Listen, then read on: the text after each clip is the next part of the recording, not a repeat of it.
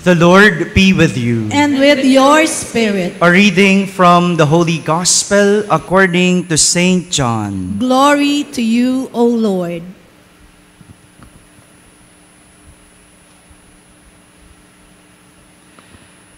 The feast of the dedication was taking place in Jerusalem. It was winter, and Jesus walked about in the temple area on the portico of Solomon. So the Jews gathered around him and said to him, "How long are you going to keep us in suspense? If you are the Christ, tell us plainly." Jesus answered them, "I told you, and you do not believe. The works I do in my Father's name testify to me. But you do not believe, because you are not among my sheep. My sheep hear my voice. I know them, and they follow me. I give them eternal life, and they shall never perish. No one can take them out of my hand. My Father, who has given them to me, is greater than all, and no one can take them out of the Father's hand. The Father and I are one." My friends, the Gospel of the Lord. Praise to you, Lord Jesus Christ.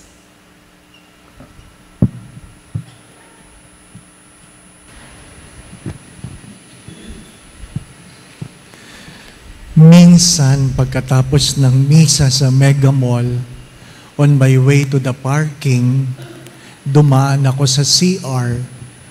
At habang jumijingle ako, may batang nanonood. Ang hirap juminggle ng may nanonood, di po ba? No?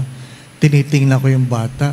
Ayaw umalis talaga, ay jingle na ako. Ano po? Maya-maya umalis siya.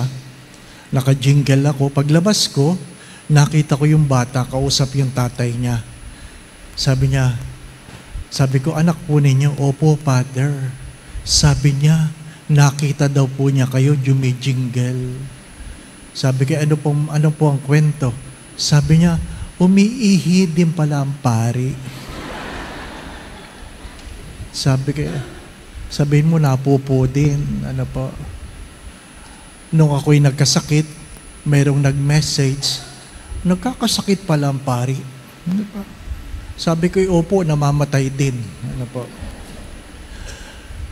As we grow old, whether you like it or not, sickness has been part of life. Nagkakasakit tayo dahil tumatanda tayo. Hindi dahil marami tayong kinaing bawal, kundi sadyang bahagi ng pagtanda ang pagkakasakit. Hindi naman lahat ng may sakit nagkasala. Katulad ng sabi ng awit from the book of Psalms, some were sick because of their sinful ways. Some, not all. Not all.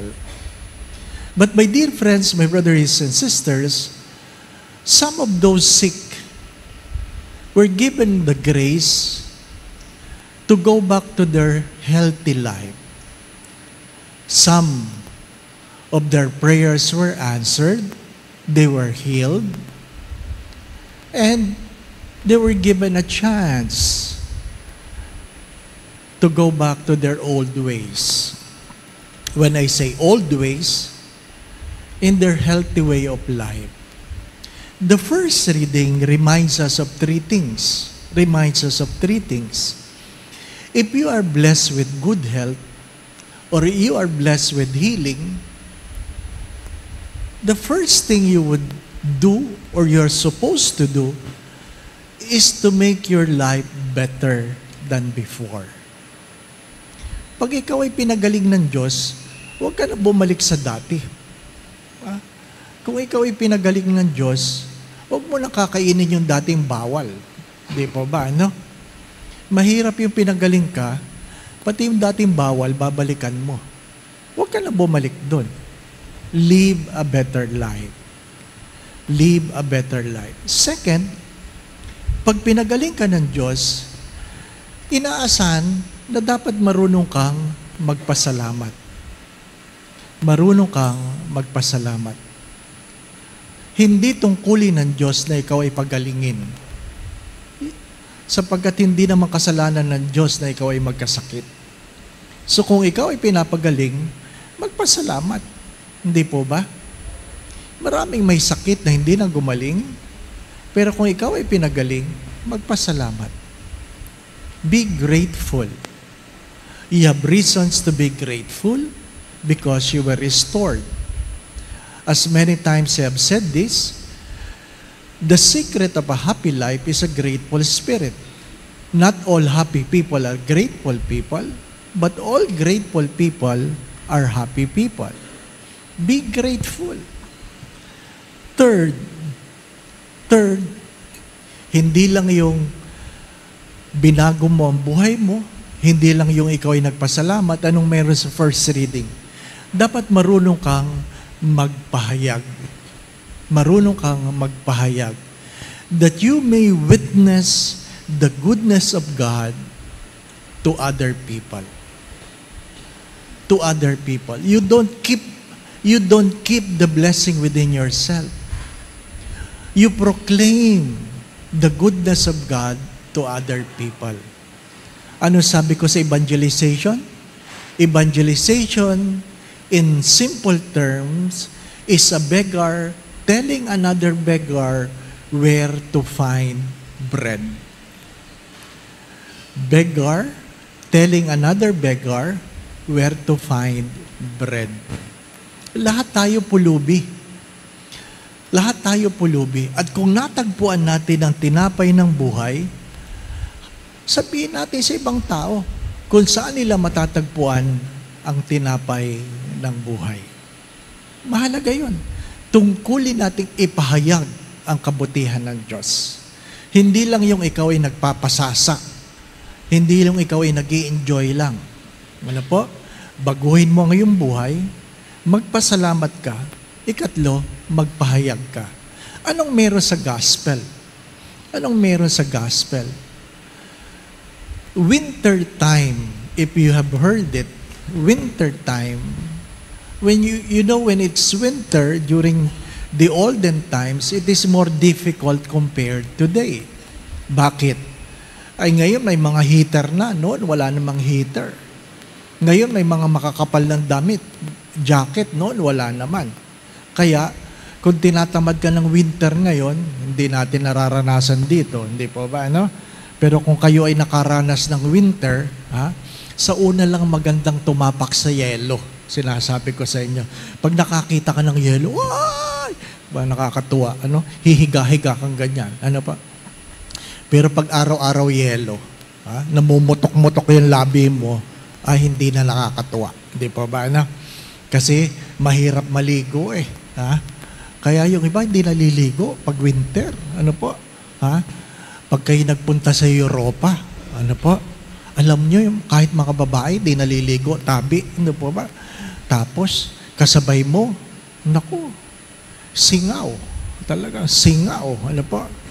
Sabi nga, a decent way to die. Di ba ba, ano? A decent way to die. Talagang, mayroong mga putok eh. Ano po? Kasi hindi naman sila nagdi-deodorant. Ano po? Mabuti pa yung mga sa atin, kahit ang lalaki nagdi-deodorant. Doon ang mga babae, di nagdi-deodorant. Makikita mo, kili-kili daw, kapal ng balahibo. Ano po? Sabi no, si Father naman, pinanood pa. Natural, kakaiba eh. Di ba? Ano yan? Di ba? Kasi, nung lumalaki kami, ugali ng nanay ko, magpabunot ng balahibo sa kilikili. Hindi po ba? Yung mga nanay yun, 100 yan. 5, maraming bunot yan. Di po ba? Anong meron sa Ebanghelyo? Anong meron? Hindi ka lang nagbabagong buhay. Hindi ka lang nagpapasalamat. Hindi ka lang nagpapahayag. Ang meron sa Ebanghelyo ay, hari nawa, itinatalaga mo ang iyong sarili sa Diyos. That you dedicate your life to God. That you dedicate your life to God. Marami sa atin, pag nagkasakit, puro pangako. Lord, pag ako'y gumaling talaga. Lord, pag ako'y gumaling talaga. Pero pag gumaling na, nakakalimot na.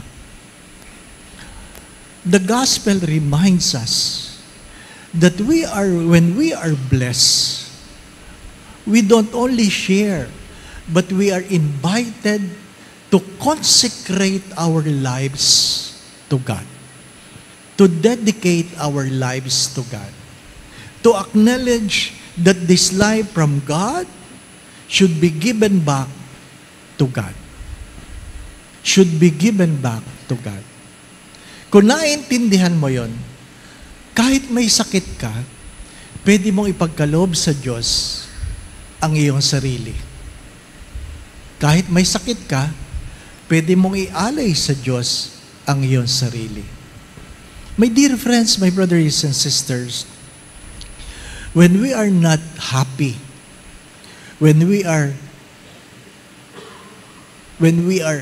besieged with problems, it is not a time to complain.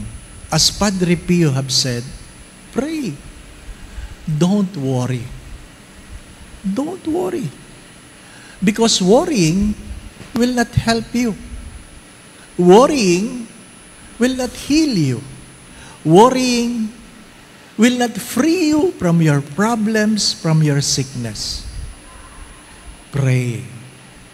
Learn to pray. Learn to change your ways.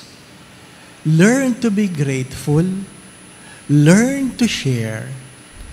And dedicate your life to God. Amen. Kindly be seated for a moment just to make an announcement.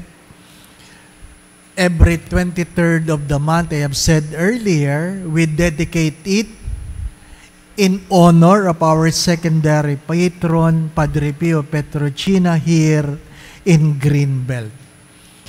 And the Mass in the evening, we make it a Mass for the sick, a healing liturgy. So, this is the 23rd we are doing this. We will have an anointing, imposition of the holy oil, oil of the sick, to those who are sick. 3 po kaming pari ngayong gabi. Ano po? Nung unang ginawa ko yan, ako lang, solo ako. Inabot akong halos alas 9. Kaya kinabukasan, may trangkaso ako. Ano po? Last month, 2 kami ni Father JM. Halos 1 oras at kalahati lang. Ano po? Hindi ako tinang kaso nung kasunod na araw. Nung kasunod na araw pa ako nagtrangkaso. Ano po? Kaya ngayon 3 kami. Ano po? Naghanap ako ng damay. Ano po? Si Father J.M. Sadia and Father Danichi Hui. Ano po? They were both devotee of Padre Pio, and we thank them for joining us in this healing liturgy. Uline, 3 kami. Ano po? Mamili kayo. Huwag niyo naman kami lalahatin. Ha? Isa lang. Then after the imposition, you venerate the relic. Ang akin lang pakiusap, you open your palms. Ano po? Ilahad ang mga palad. Hindi yung nakaganon. Ano po? Hindi kayo nangungumunyon. Ano po? So that it will be easier for us to put oil in your palm. Ano po? Lalagyan kayong langis sa noo at sa inyong mga palad. Ano po? Kanina, naimbitahan ako sa shrine sa Batangas. Yung ibang mga tao doon, ituturo pa kung saan ko papahiran. Sa tainga, sa dibdib, ano ka. Kayo na magpahid. Ano po? Ano? Kung gusto nyo bumukha, bahala kayo. Ano po? Diba? But please remember this.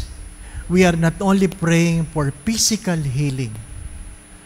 We pray for mind, body, and soul. mind, body, and soul. We will close the Mass, then we will proceed with the anointing of the sick. Please rise. The Lord be with you. And with your spirit. And may Almighty God bless you and your family, the Father, the Son, and the Holy Spirit. Amen. We continue to love and serve the Lord. Thanks be to God.